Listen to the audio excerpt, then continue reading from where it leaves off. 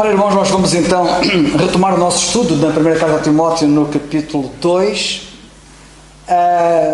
Damos as boas-vindas aos ouvidos que ouvem esta mensagem, mas quero-vos dizer que aqueles que nos ouvem pela internet devem saber que o nosso culto não é apenas aquilo que vocês vão ouvir a partir de agora, porque houve muita coisa que aconteceu antes de agora, que é o nosso culto de oração. E para aqueles que caem no comodismo de saberem que isto é gravado e podendo estar aqui não estão, perdem muito, porque a primeira parte não é inferior à segunda parte, que é esta. E o meu desejo é que Deus abençoe a todos. Evidentemente que aqueles que estão longe não podem estar aqui connosco na oração, mas também quero que saibam que nós oramos pelos que estão longe. Também estão no nosso coração e nas nossas orações. E vamos, sem demoras, para a primeira carta a Timóteo, capítulo 2, e vamos ler versículo 1. Admoesto, pois, antes de tudo, que se façam deprecações, orações, intercessões e ações de graças por todos os homens. Vamos ficar de pé, por favor. Ainda há pouco, no culto de oração que tivemos a orar pelos reis e pelos que estão em eminência, como lemos no versículo 2, que é isto que somos ensinados aqui. Nas nossas orações também oramos pelos nossos governantes, e esta semana vamos ter uma semana de eleições e nós oramos por eles, que é isso que a Bíblia nos diz. Pelos reis, por todos os que estão em eminência, para que tenhamos uma vida quieta e sossegada em toda a piedade e honestidade, porque isto é bom e agradável diante de Deus, nosso Salvador, que quer que todos os homens se salvem e venham ao conhecimento da verdade. Sim, também os governantes. É todos os homens. Porque há um só Deus e um só mediador entre Deus e os homens, Jesus Cristo, homem, o qual se deu a si mesmo em preço da redenção por todos, para servir de testemunho a seu tempo. Para o que diga a verdade em Cristo, não minto, fui constituído pregador e apóstolo e doutor dos gentios na fé e na verdade. Quero, pois, que os homens orem em todo o lugar, levantando mãos santas, sem ira nem contenda. Que do mesmo modo as mulheres se ataviem em traje honesto, com pudor e modéstia, não com tranças, ou com ouro, ou pérolas, ou vestidos preciosos, mas como convém a mulheres que fazem profissão de servir a Deus, com boas obras. A mulher aprende em silêncio, com toda a sujeição. É aqui que nós estamos, para o estudo 2. Não permite, porém, que a mulher ensine nem use da autoridade sobre o marido, mas que esteja em silêncio, porque primeiro foi formado Adão, depois Eva. E Adão não foi enganado, mas a mulher, sendo enganada, caiu em transgressão. Salvar-se-á, porém, dando à luz filhos, se permanecer com modéstia na fé, na caridade e na santificação. Que o Senhor abençoe este estudo que vamos fazer da sua palavra. Podem sentar. E vamos já passar ao nosso irmão Alberto. Um grande abraço para o irmão Alberto e família. E estamos juntos, irmão Alberto. Estamos sempre juntos. Como consideramos há pouco na reunião de oração, e num texto que nós lemos das Escrituras, o irmão é dos nossos. Porque falamos daqueles que são dos vossos ou dos nossos, e o irmão é dos nossos, e damos muitas graças a Deus por podermos ter esta linguagem que Paulo podia ter com Epafrodito e com Tíquico e com Onésimo e outros. Vamos depois ouvir. Graças a Deus por sua palavra. Louvo ao Senhor por cada irmão que adora ao Senhor através das Escrituras. Muito obrigado mais uma vez por permitir partilhar convosco a palavra de Deus. Nesses poucos minutos, um breve pensamento. Estamos estudando a primeira carta de Paulo a Timóteo, no capítulo 2, verso 11 e 12. Tudo bem? Lemos assim: a mulher aprende em silêncio com toda a sujeição. Não permito, porém, que a mulher ensine, nem use de autoridade sobre o varão, mas que esteja em silêncio. Você sabia que no Novo Testamento aparece uma mulher em posição de liderança, comandando uma assembleia e autoridade no lugar de homens? Nós vamos ver isto.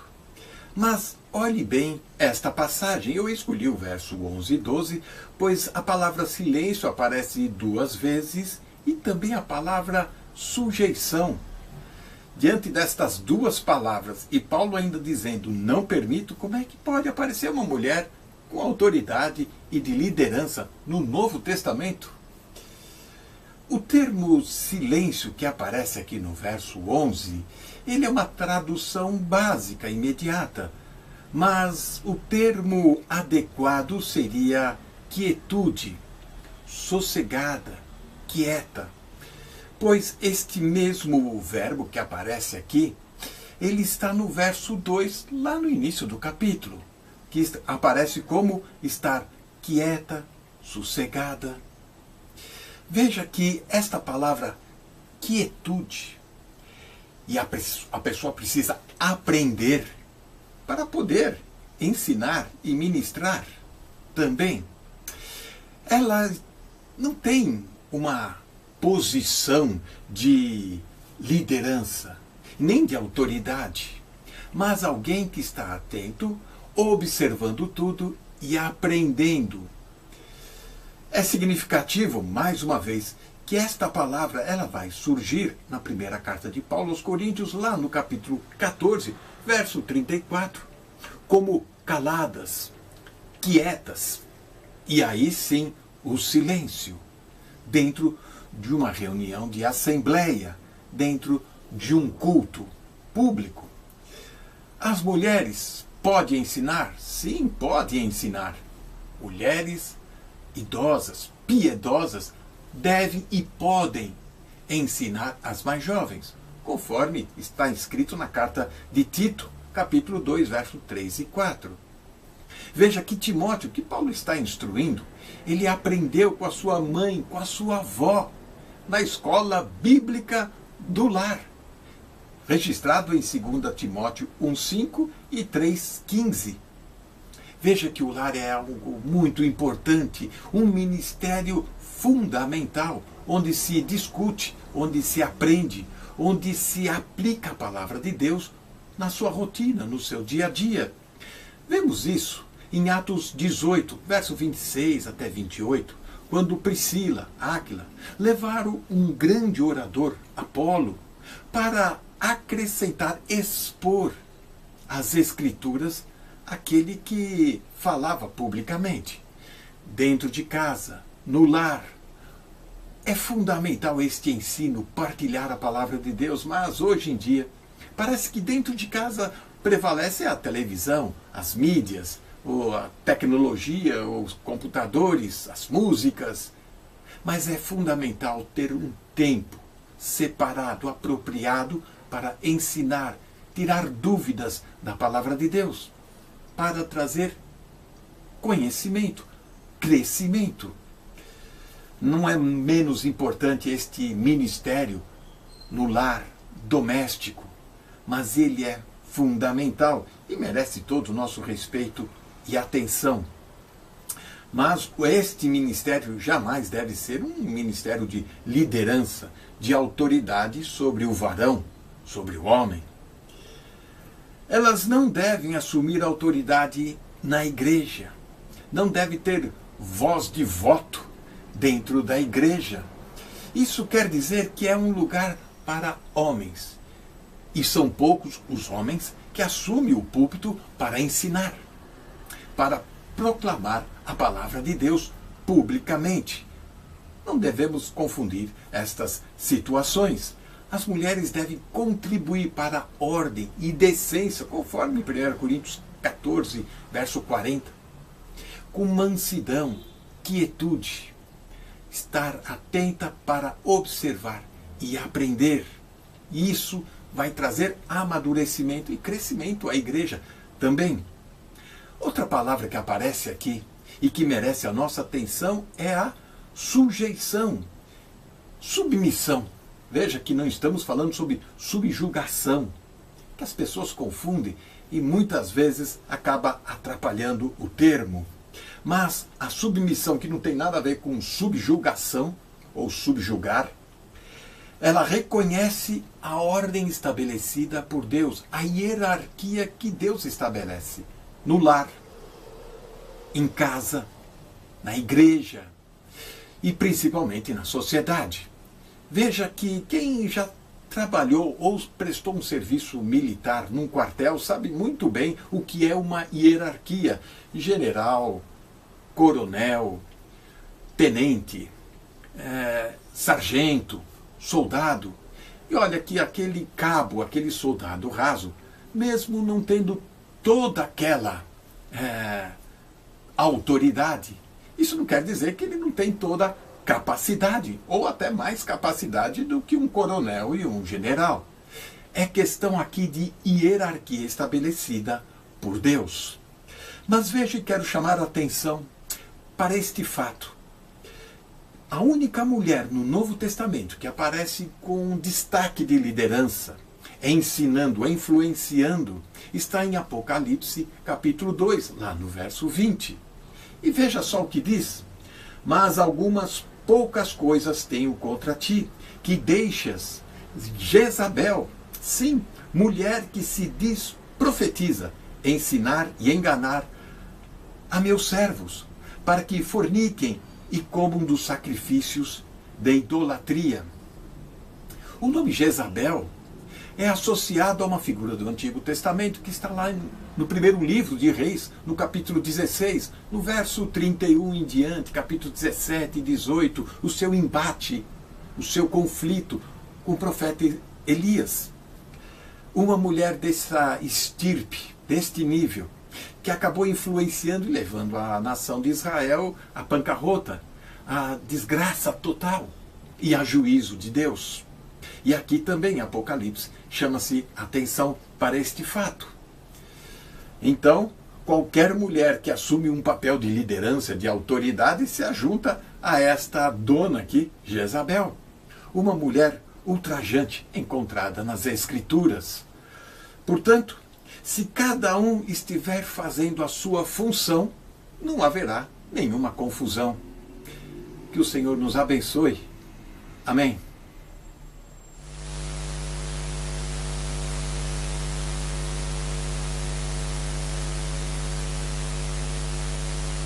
Eu só quero partilhar um pequeno pensamento e exatamente no versículo 11, não exatamente sobre o lugar da mulher, conforme o nosso irmão Alberto explicou, é da vontade de Deus que assim seja. A mulher tem o seu lugar na igreja, o homem tem o seu lugar na igreja, e de facto as coisas funcionarão bem, perfeitamente, se cada um souber qual é o seu lugar e assumir de facto o seu lugar e a sua responsabilidade perante o Senhor.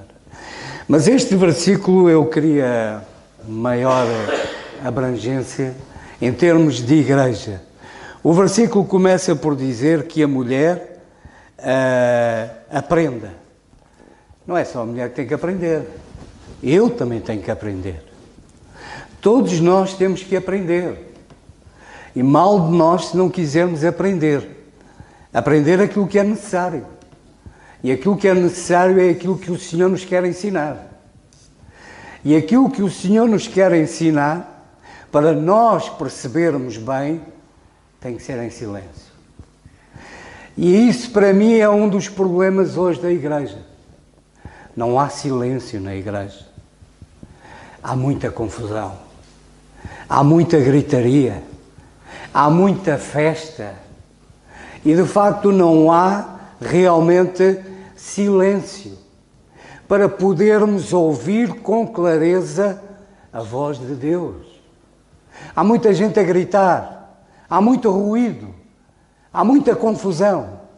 E é por isso também que, se nós formos analisar, uma percentagem muito grande da igreja não conhece as Escrituras. Exatamente porque não quer aprender. e muitas vezes não têm condições para aprender. Porque também há igrejas locais que não ensinam o que deviam de ensinar, que de facto não ensinam a palavra de Deus. E é evidente que isso depois reflete-se, de forma geral, na igreja. Portanto, todos nós, em primeiro lugar, precisamos de aprender. Eu preciso de aprender. E preciso de estar a sós com o Senhor para ouvir a sua voz e ouvi-la com clareza. Com muita clareza.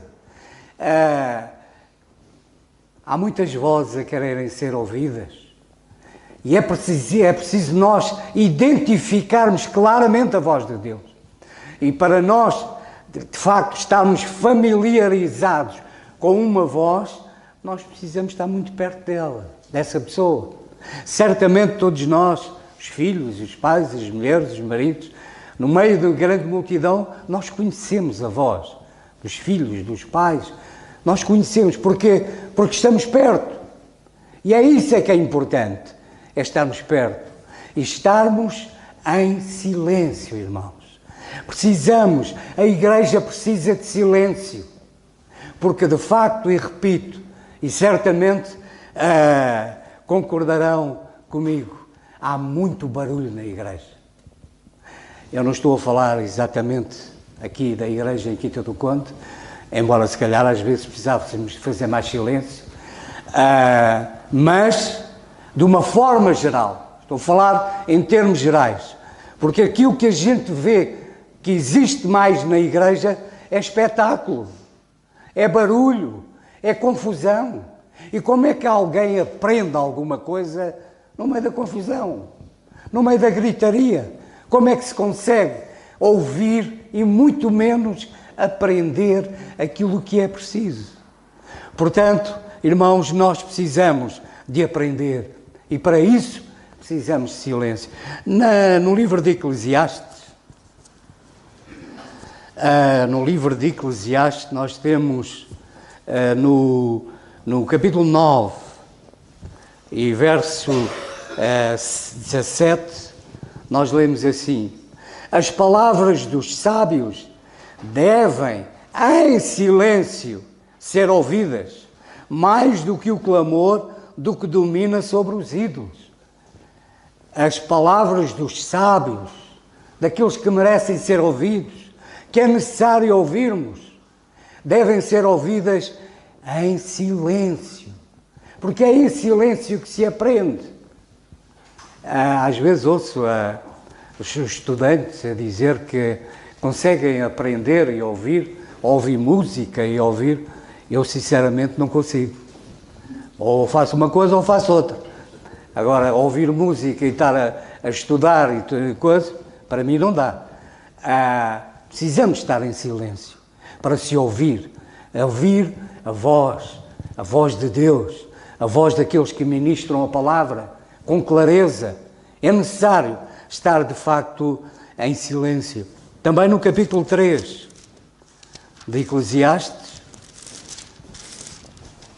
e verso 7, lemos: depois de muito dizer que há o tempo para tudo, no versículo 7 diz: tempo de rasgar, tempo de coser, tempo de estar calado e tempo de falar. Há tempo para tudo. E quando estamos no culto para ouvir a palavra de Deus, é silêncio. É a voz de Deus que se vai fazer ouvir. Portanto, requer-se silêncio para se ouvir com clareza a palavra de Deus. E ainda no Eclesiastes 5 diz: guarda o teu pé quando entrares na casa de Deus, inclina-te mais a ouvir do que a oferecer sacrifícios de tolos, pois não sabem que fazem mal. Quando entrarmos à presença do Senhor, estejamos mais disponíveis para ouvir. Gostamos de falar, gostamos muito de dizer alguma coisa, mas na presença do Senhor o que é fundamental é ouvir. Porque é aquilo que o Senhor diz que é importante, não é o que eu digo, Não é aquilo que eu tenho a dizer que é importante. O que é importante é o que o Senhor tem de facto a dizer.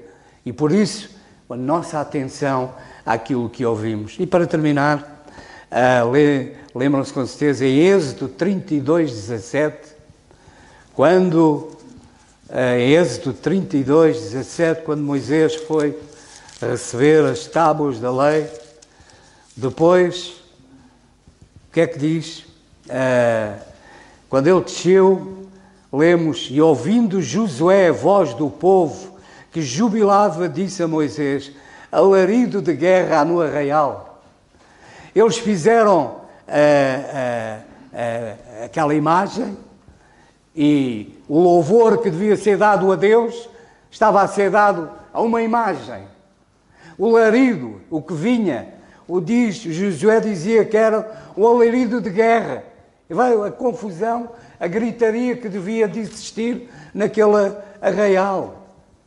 Que não haja alarido de guerra, haja silêncio na presença do Senhor. Que o Senhor nos ajude a estarmos em silêncio para ouvirmos, aprendermos e fazermos a vontade de Deus. Que o Senhor nos abençoe.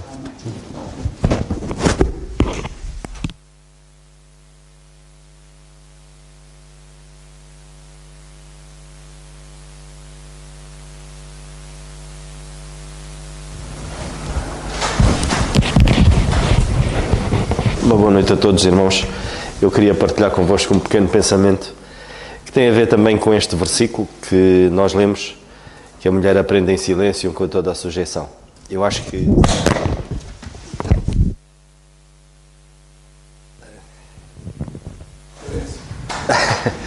se há coisas difíceis é de facto uma mulher manter-se em silêncio. E lá está.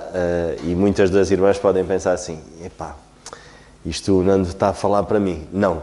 É uma característica que as mulheres têm. Claro que há mulheres que têm um temperamento diferente umas das outras, mas, por norma, o silêncio é algo que não caracteriza muito uma mulher. Eu nunca vi, como eu já disse várias vezes, eu nunca vi uma mulher à pesca, porque a pesca requer silêncio. A gente ter que estar ali com paciência, a esperar que o peixe pegue no isco, horas a fio. E sabem que às vezes, dentro da igreja, é preciso que haja essa mesma paciência. E é algo que não caracteriza as mulheres. Daí o Senhor, e nós lemos aqui que de facto, que aprendem silêncio com toda a sujeição. E esta mesma sujeição vem do Senhor. Sabem que há uma das características que as mulheres têm é que elas são boas ensinadoras. E a palavra de Deus diz, o nosso irmão Zé de Carvalho, ou foi o nosso irmão Alberto que falou, de que as mais velhas ensinem as mais novas. A fazer o quê? A serem prudentes, a amarem os seus maridos e a amarem os seus filhos. Em Tito, na carta e epístola ao Tito, podemos abrir. A palavra de Deus no capítulo 2 fala-nos acerca disso, da questão da prudência. E eu queria só me focar muito rapidamente nesta questão da prudência. Sabem que a prudência é algo que deve caracterizar uma mulher. A primeira coisa que se diz aqui é, de facto, para que as mulheres novas sejam prudentes, amarem os seus maridos e amarem os seus filhos. Prudência. Sabem que alguém que é prudente é alguém que pensa naquilo que vai dizer. É alguém que analisa uma situação e julga com justiça. É alguém capaz de discernir o bem do mal. E é assim, não há ninguém que consiga, de um momento para o outro, acordar e ser prudente. É preciso aprender-se. E sabem que se aprende a ser prudente é aos pés do Senhor. Não há outra maneira.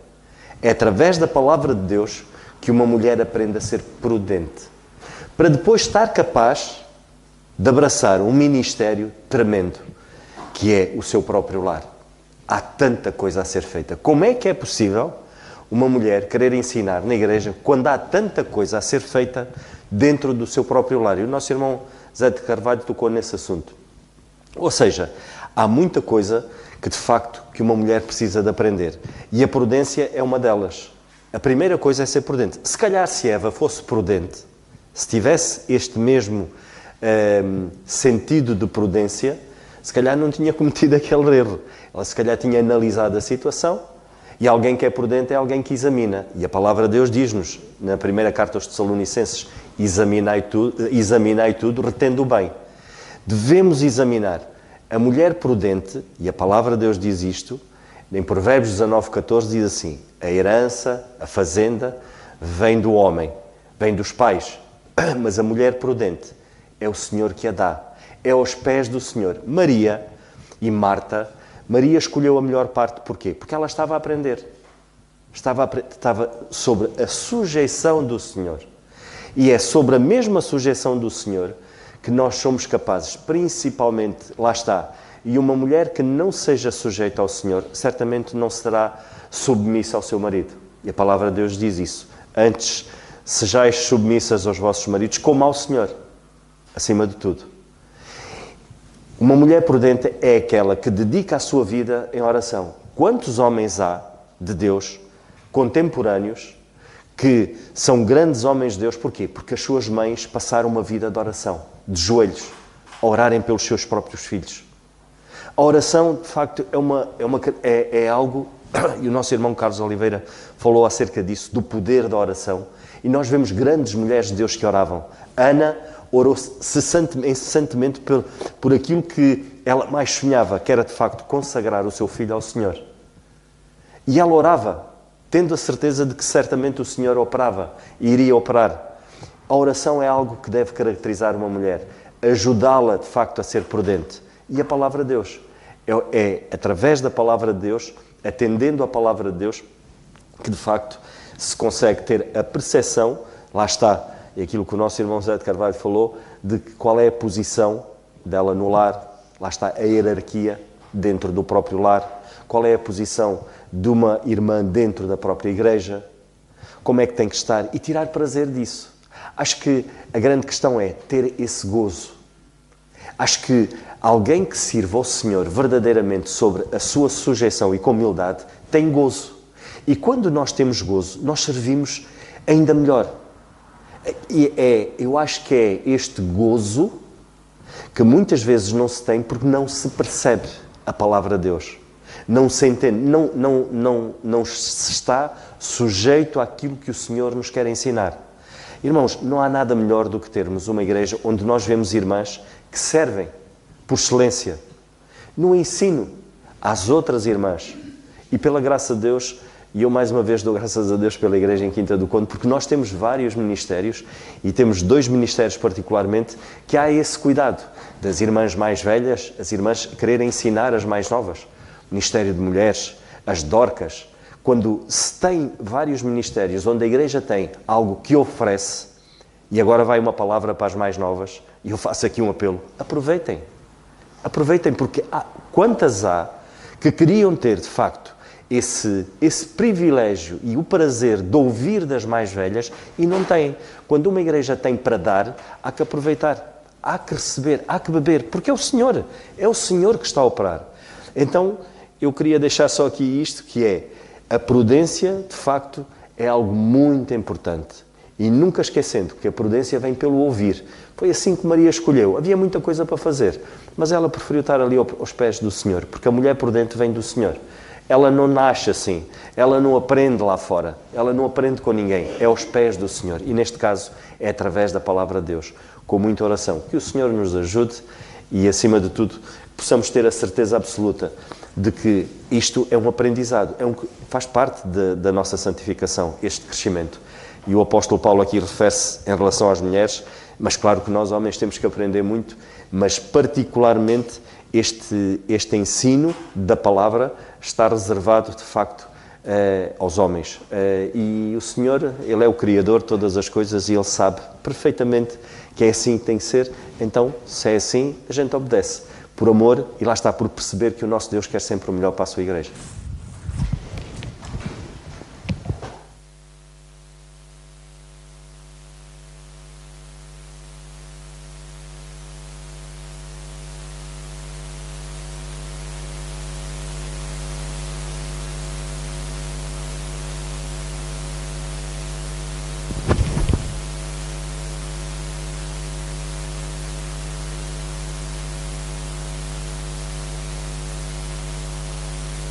Boa noite a todos.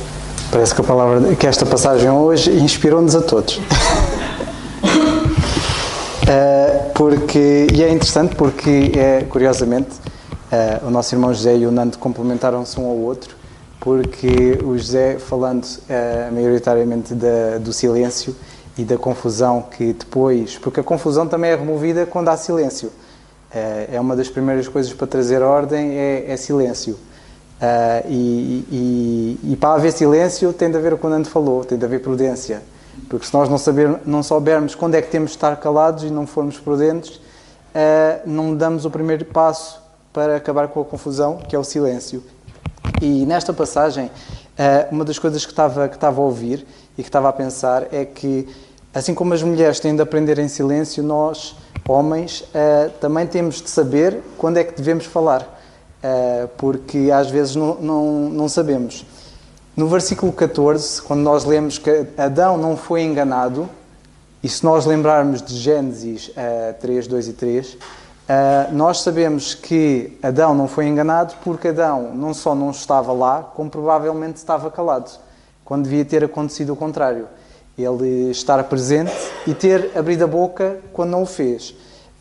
E assim como as mulheres se calhar têm dificuldades em estar caladas, os homens têm dificuldades em saber quando é que têm de falar. E há uma passagem muito interessante e que o apóstolo Paulo fala disto, e é uma daquelas passagens que muitos não percebem o que é a primeira epístola do apóstolo Paulo aos Coríntios, no capítulo 14. Os irmãos se calhar não sabem, mas essa passagem fala... Eu acho que é a passagem que mais fala de ordem, porque nós vemos ali a parte do dom das línguas e sabemos que era um dom que ainda estava presente, mas que nesta passagem nós já vemos o Senhor a mostrar que este dom das línguas estava a acabar. E estava a acabar porquê? Porque já era preciso intérpretes, já não era qualquer um. Notem que em Atos 2, quando é falado dos dons da profecia, e dos dons das línguas que estava a acontecer, fala lá que o Senhor ia dar o Espírito aos vossos rapazes e raparigas, como lemos em Atos 2 e podemos abrir lá, só para a referência. Nós lemos em que o Senhor iria dar o Espírito a todos eles, no verso 17 do capítulo 2, nos últimos dias acontecerá, diz Deus, que do meu Espírito derramarei sobre toda a vossa carne, os vossos filhos e as vossas filhas profetizarão, e os vossos mancebos terão visões, e os vossos velhos sonharão sonhos, e também do meu Espírito derramarei sobre os meus servos e minhas servas naqueles dias, e profetizarão. E o apóstolo Paulo, aos Coríntios, na primeira epístola aos Coríntios, no capítulo 14, ele começa a pôr em ordem, porque o dom das línguas estava a acabar. E daí ele começar a falar de haver a necessidade de intérprete. E quando nós lemos a partir do verso 26, nós lemos o seguinte, até um pouco mais à frente, 27. Se alguém falar língua estranha, diz ele, faça-se isso por 2, ou quanto muito por 3, e por sua vez, notem agora, haja intérprete. Ora, se todos tivessem, e eu acredito que pelo menos nesta igreja aos Coríntios, assim como outras, tinham o Espírito de Deus, se eles tinham um Espírito, e se o programa antigo estava em vigor, toda a gente deveria ter o dom das línguas. E aqui não era preciso de haver intérprete, porque cada um percebia. Mas se havia intérprete, é porque já havia pessoas que não sabiam. Porque Paulo está a escrever a uma igreja, ele não está a escrever a descrentes, ele não está a escrever a pagãos, ele está a escrever a pessoas que ele descreve como santos, e como ele diz no verso 26, que farei, pois, irmãos. Ele está a falar a irmãos em que alguns deles já era preciso intérpretes. E assim como era preciso intérpretes, e naquela altura havia profetas e profetisas, como nós lemos em Atos 2, aqui já deixa de haver. E nós, ao continuarmos a ler, ele diz assim, se não houver intérprete, porque já este dom já vemos que estava a acabar, diz ele, esteja calado na igreja, e fale consigo mesmo e com Deus. E falem, notem agora, 2 ou 3 profetas, ele aqui já não diz falem 2 ou 3 profetas ou profetisas, ok? E os outros julguem, que é o que agora estão aqui a fazer. E os outros julguem, mas se outro estiver assentado, for revelado alguma coisa, cale-se o primeiro. Porque todos podereis profetizar, uns depois dos outros, que é o que temos estado aqui a fazer. Temos estado a ver uns a profetizarem ou falarem da palavra de Deus, uns a seguir aos outros. Para que todos notem e aprendam, que é o que estamos aqui a fazer, a aprender, e todos sejam consolados, é o que estamos a fazer, porque nós, ao aprendermos da palavra de Deus, que também é dado a profetas que falam da palavra de Deus, que é esta aqui, possamos aprender, e essa aprendizagem traga consolo. Cada um que esteve aqui na escola e começou a aprender a conseguir fazer ou as contas, ou fazer ditados, ou o que for, quando nós começamos a interiorizar as coisas, isso traz consolo, porque depois sabemos, não, agora estou sossegado porque eu posso ir a qualquer teste, eu vou passar ao teste porque eu aprendi. E a aprendizagem faz isso. Daí nós aprendermos e haver a necessidade de aprendermos da palavra de Deus, porque nós, ao aprendermos e interiorizarmos tudo isto, vamos ser consolados. Porque é a palavra de Deus que estamos a falar, não é de outra coisa qualquer. A matemática eu já aprendi o que tinha a aprender, ou outras coisas. Mas a palavra de Deus é a única que continua a aprender e continua a trazer consolação. E ele depois diz, os espíritos dos profetas, verso 32, estão sujeitos aos profetas. E notem o que ele diz agora, e isto ainda faz parte do contexto da passagem. Ele diz assim, Deus, porque Deus, e isto é tudo uma explicação do que é Deus, e ele diz que Deus não é Deus de confusão, senão de paz. Ou seja, as coisas que estavam desequilibradas em vários assuntos, neste caso dos dons da profecia e das línguas, Paulo põe em ordem, porquê? Porque Deus não é um Deus de confusão. E Deus, para pôr em ordem, neste caso, é o apóstolo Paulo, o apostolado da graça, que foi selecionado para trazer esta ordem das coisas que estavam a começar a acabar.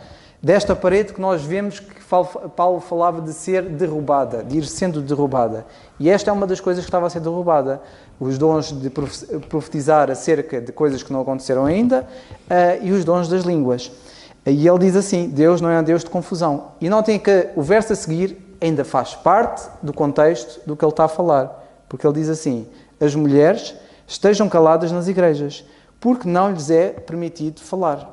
E daí eu dizer que esta passagem é uma explicação e é Paulo a pôr em ordem o que havia naquela altura e que ele reforça a Timóteo, que é o facto das mulheres aprenderem em silêncio e em sujeição. E o apóstolo Paulo continua, porque ele diz assim, estejam caladas, porquê? Porque lhes não é permitido falar. Isto, pelo menos eu ao ler, e o meu entendimento pode estar errado, mas eu ao ler esta passagem eu entendo que as mulheres antes falavam, não é? Se havia profetisas e se essas profetisas falavam, e havia servas que também serviam e também profetizavam, de alguma forma elas falavam. Agora, diz ele, as mulheres têm de estar caladas da igreja, porque já não lhes é permitido falar, não lhes é permitido falar. E ele continua e diz, mas estejam sujeitas, como também ordena a lei. E se querem aprender alguma coisa, mais uma vez remete-nos a 1 Timóteo 2, 11 e 12, se querem aprender alguma coisa, interroguem em casa os seus próprios maridos, porque é indecente que as mulheres falem na igreja.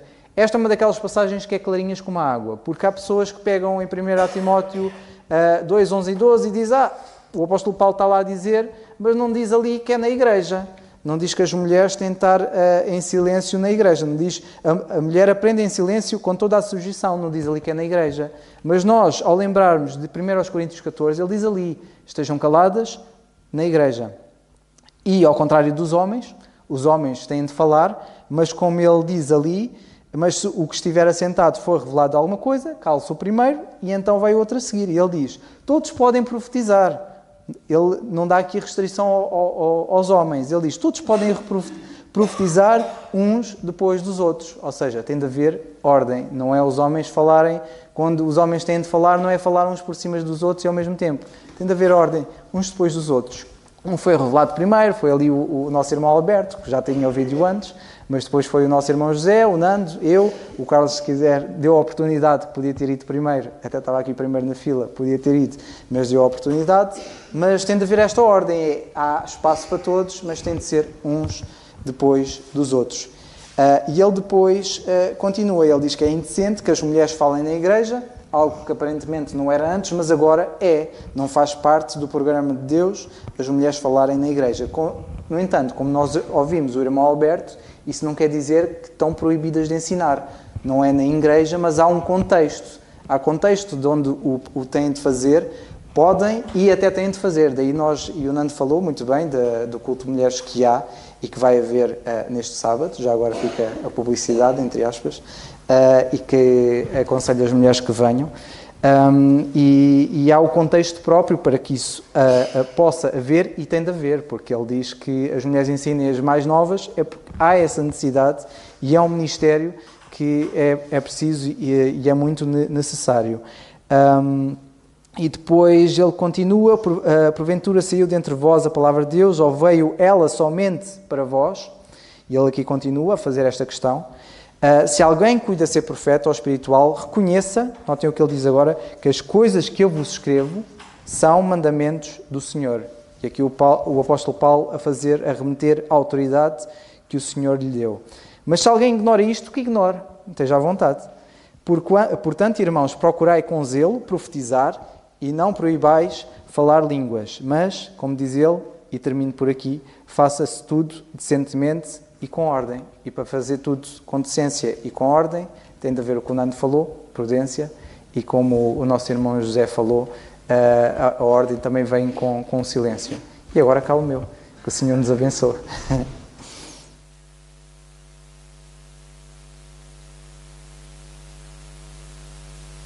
Muito bem, queridos irmãos. Deixa-me cá ver as horas. Vou largar a prática até à meia-noite. Estou a brincar convosco. Não. O que eu quero dizer para nós terminarmos o culto hoje é o seguinte: eu dou muitas graças a Deus por todos vós, especialmente por estes irmãos queridos que nos expuseram as Escrituras esta noite de uma forma tão sábia, tão proveitosa, tão edificante. E digo isto para a glória de Deus. Sabem, eu estava ali sentado a ouvir e a saborear e estava a pensar nisto. Como é bom mergulharmos nas Escrituras, como fizemos hoje. Como é bom mergulharmos nas Escrituras. Sabem porque é que é bom? Por muitas razões. Não vou pregar agora, não é? Mas é bom mergulharmos nas Escrituras porque ficamos impregnados, depois ficamos impregnados delas. É como eu me sinto. E uma das coisas que eu dou graças a Deus é pelos dons que Deus tem dado a esta igreja. Fico tão contente e tão grato ao Senhor por ver estes irmãos a servirem-no, manejando bem a palavra de Deus. Começou o irmão Alberto e terminou o Dário, passando pelo José e pelo Nando. E dou graças a Deus e louvo o Senhor por isso. Olhem, porventura, vocês que nos escutam de longe, isto deve-se às vossas orações por nós, que muito agradecemos. Um abraço para todos. O culto está terminado.